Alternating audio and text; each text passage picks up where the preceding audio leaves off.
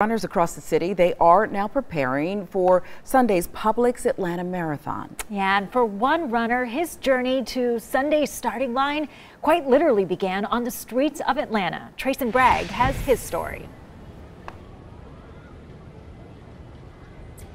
That's right, ladies. His journey, or actually his story, is really and truly incredible and inspiring, to say the least. You can see the Olympic rings behind me, and I'm standing in Centennial Olympic Park. I'm told this portion of the park is actually going to be the finish line for Sunday's big 26.2-mile race.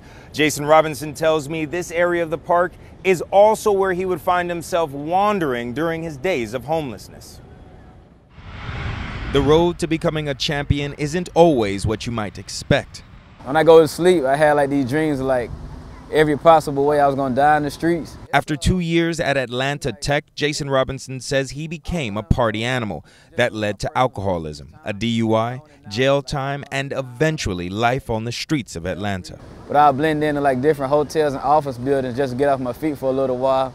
And I had like a little notebook, book pad, like looked like a college student. So I just write down stuff like I'm working on something, but I wasn't working on anything. Robinson says in late 2016, he found himself at the Downtown Salvation Army. There, a friend introduced him to a nonprofit organization called Back on My Feet. We utilize the supportive running groups to help restore confidence, build community, and eventually work with our members on training and resume development. Robinson agreed to give it a try.